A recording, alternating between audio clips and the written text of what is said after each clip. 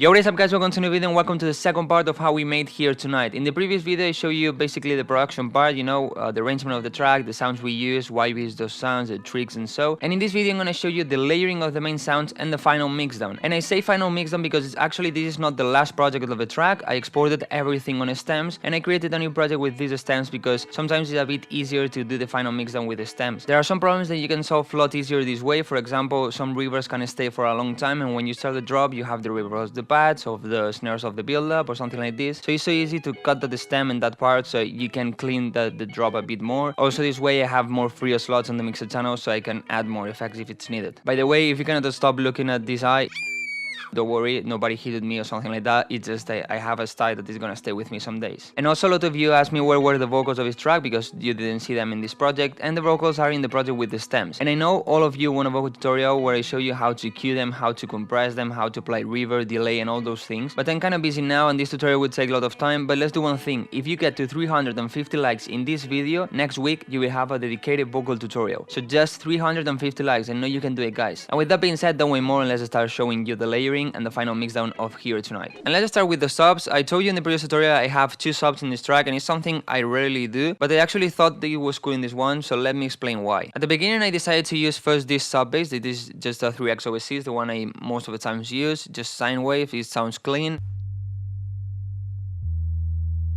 So as you can hear, it's a lot present in the mix, it's in your face, but it's not warm. So I decided to try with a silent one. It's also only sine waves. But on this one, I decided to add the R bass. The R bass is just a plugin that is gonna create more bass on the sound you put. And in this one, I did it a lot on 50 Hz. With this one, only a little bit on 101. And this way, I created a more warm and aggressive sub bass. It sounds a bit warmer and a bit more aggressive, but the problem with this sub bass is that it's not that much in your face, It has the warmth, but not the presence. And the other sub bass has the presence, but it's not warm. So instead of trying to get this one a bit more in your face and so, I just decided to layer them and it worked well. So without the first sub bass, it sounds like this. And with this first sub bass, it sounds like this. As you can hear now, the sub bass is a lot more in your face and also is warm. So that's why I have 2 sub bass in this track. Also, some of you asked me why I have 2 notes here, and I already told you in the previous video. But well, basically the chord progression should be like this. But the problem is that this one was so low, and sometimes what can happen is that on the sub bass, if you play 2 low notes, is that you don't really hear it or the volume decreases a lot. So what I recommend you to do is always put it on 1 octave higher. So just do it like this.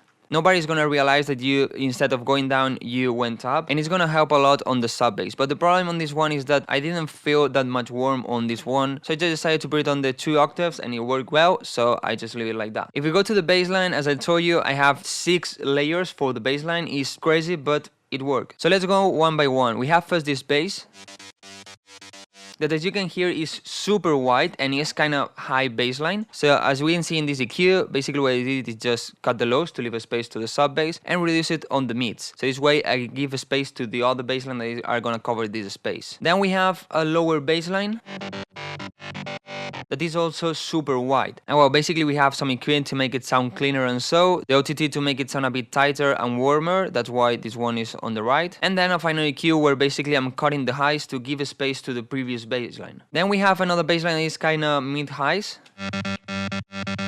But this one is more in the center and more present. As you can see in the key, I basically cut the lows and the highs I cut them because they were kind of dirty and you don't really need them because on this part you're gonna have the rides, the effects, the leads, the chords and everything. I also decided to use the dimension expander because otherwise it would be completely mono and I want it a bit wider. And then we have another bassline that this one is completely mono and is covering the mid-lows. As you can see here, I basically cutted the mid-highs and well, this is just to make it sound a bit cleaner and a bit of OTT to make it sound a bit tighter. So I first had these 4 bass lines and they sound like this. So we basically have 2 bass lines that are covering like the mid-highs and 2 that are covering the mid-lows. But we also can say that we have 2 bass lines that are covering the sides and 2 bass lines that are covering the center. So with those 4 bass lines, I'm covering the entire stereo spectrum and I'm covering the entire frequency spectrum. But the thing is that I felt they were a bit empty, you know, I wanted to make it sound a bit fuller. So that's why I decided to add 2 more bass lines. So with these 2 bass lines, what I basically did is have a really distorted ones. And those 2 basslines are gonna cover a lot of space that the other bassline cannot do. These 2 basslines go to this bus, so let's check with and without them. And what I recommend you to do when you're layering something is add all of the sounds that you think that are gonna be cool on this layer. When you mix those layers and you create the main layer, what I recommend you is go one by one disabling them and check if they are adding something. If they don't add anything, what I recommend you to do first is increase the volume, and if by increasing it's making it dirty, just delete that sound. Because if it's loud, it's dirty, and if it's quiet, it's not adding anything. So let's check that in this layer.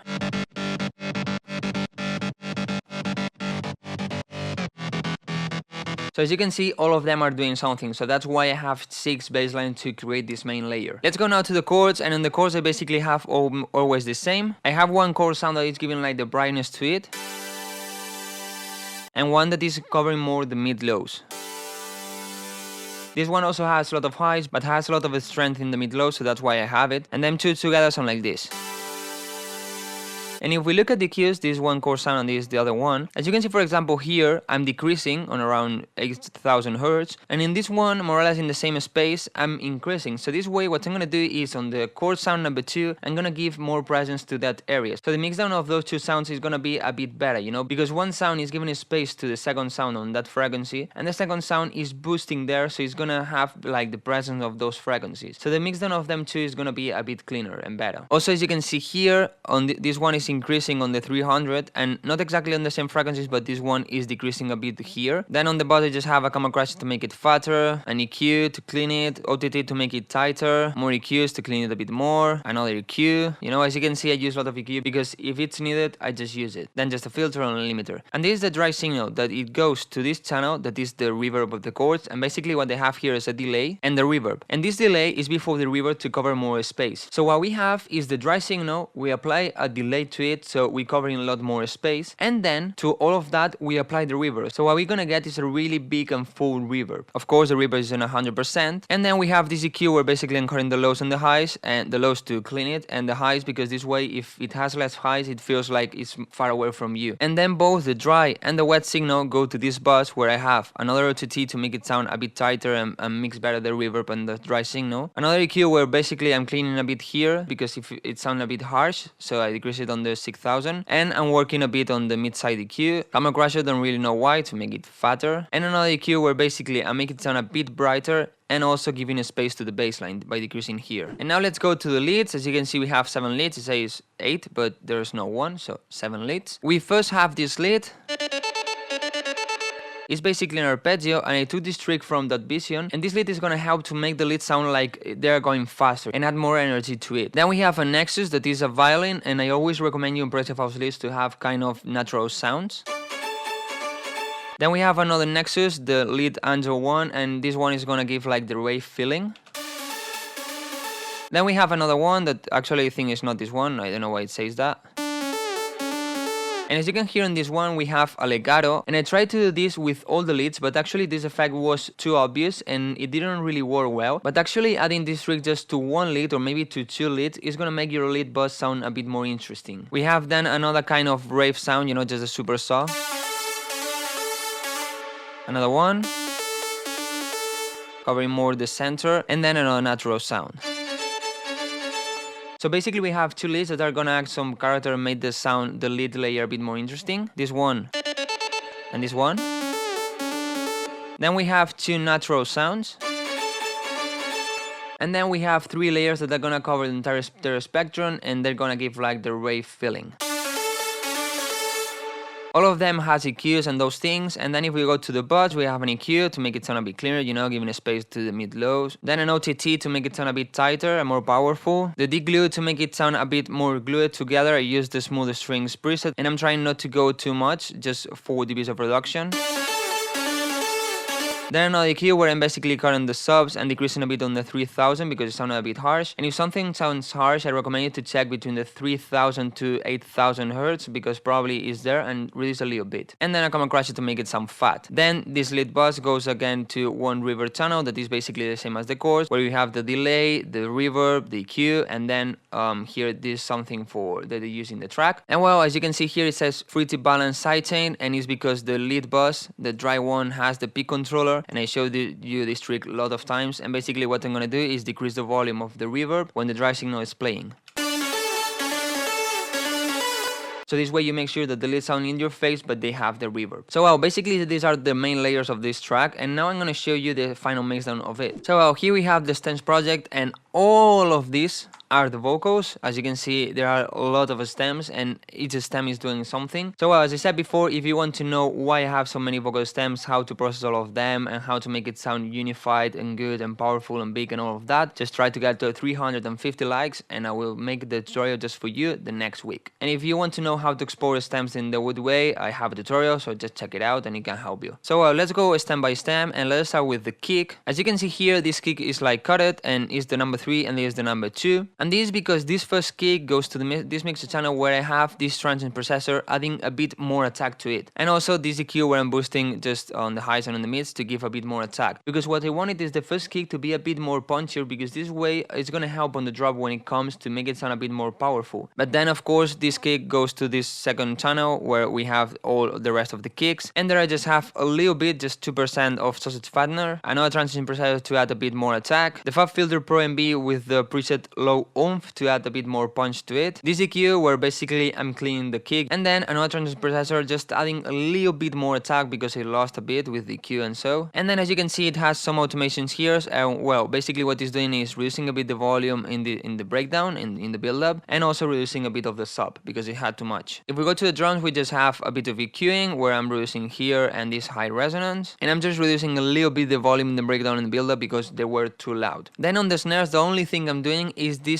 pretty balance here, that what I'm doing is reducing a bit the volume because I said in the previous tutorial I wanted the second build up to get really thin before the drop, because this way the second drop would seem like it's a lot more powerful than the first one. Then on the pianos, what he did is basically clean it a little bit, and I touched the sides. So what I'm doing with the sides is cutting basically the mid lows of it, because sometimes what can happen is that if you have too much mid lows on your sides, the track can sound a bit dirty. But if you put those mids on the center, you have the same mids, but as they are in the center and not in the sides, it's not gonna feel that dirty. Also, the pianos have this EQ, and maybe you think that this EQ is not doing anything, but if we play the track with the vocals, close my eyes, as you can see, it's decreasing every time the vocal is playing. So this way I'm gonna give some more space to the vocal, and the track basically is gonna sound a lot cleaner. But I'm gonna explain this better in the vocal tutorial. So remember, 350 likes. Then the break pads just have a bit of EQ, make it sound a bit cleaner. And also on the build up, what I'm doing is making it sound a lot thinner. So what I did is basically cut the lows and the mid lows of it. And also here we have this EQ that is sidechaining to the vocal. Then the bass guitar has also a bit of EQ where I'm cutting the lows below 30 Hz because you don't really need these frequencies here. And probably the ARP is the thing that has more processing, and as you can see we have two, because every time I exported this ARP it sounded a bit different, so I did it a lot of times, and then I decided this one was the best one. And also, as I explained in the previous tutorial, we decided to cut this first part just to the middle. It was 8 bars before, and now it's just 4 bars. This ARP used to sound like this, and now sounds like this. So as you can hear, it has less attack and it has more reverb, because this way it's gonna make it sound a bit more emotional. If something is kind of dry and with a lot of attack, it doesn't sound emotional. So I decided to do the opposite. So we have this reverb that is decreasing a little bit. We have this transient processor that is reducing the attack. Then we have this EQ that is changing it to the vocal. But also I decided to put the endless smile in the master, because this way we would have more reverb in this part and will feel more emotional. Even the ambience has a bit of work, and well, basically just a bit of sidechain in the intro and the outro. If we go to the leads, we have this EQ just reducing a bit here to make it sound less harsh, another EQ to make it sound clean, and one last EQ to make it sound a little bit brighter. But also I decided to add a bit more attack with the transient processor on the leads, and the leads are not drums or something plucky, but this way also gives a bit more attack and make it sound a bit more in your face. I also made them a little bit wider, and on the drop I have this volume shaper, and what it's doing is basically cutting the first milliseconds of the sound and also the last ones, and what it's gonna do this sidechain is help the kick to cut through the mix a lot more. If you want to know how to make the kick cut through the mix, I have a tutorial about it, so just check it. And well, then just reduce a little bit the volume of the leads in the build-up. Then the chorus is basically the same as the leads, a bit of EQing, especially giving a space to the bass line, a bit more EQing to make it sound clean, and also the same thing as in the pianos to clean the sides of the track, and then making it a bit brighter. I also made them a little bit wider, and they also have this sidechain that I had in the leads. But also the chorus has this sidechain because this sidechain is one I used in the bass line and the sub bass to make it fit better with the kick. So I decided to put it also in the chorus because the chorus are like going together with the bass line. Then the bass line is just making it sound a bit cleaner and giving a space to the chorus and to the leads. Then the sub bass has also a sidechain, and well, basically the rest of the sound just have a bit of EQing here and there, and some automations to make it sound better in certain parts of the track. So well guys, as you can see, the final mixdown is not something crazy, just a bit of EQing and making sure the kick cuts through the mix really well. And to do this, I basically increased a bit the attack of the kick, and also decided to put that sidechain on the leads and the chords. But as you can see, I'm just adding like the final 5 or 10% of the mixdown, but this is gonna help to make your track sound from good to really good. So I hope you learned something with this walkthrough and the previous one, and let's try to get to 350 likes if you want the vocal tutorial, so don't forget to leave the like. Also don't forget to subscribe if you don't want to miss any tutorial and any music I release. If you have any questions, leave it down below in the comments. Thank you so much for watching, and see you in the next video.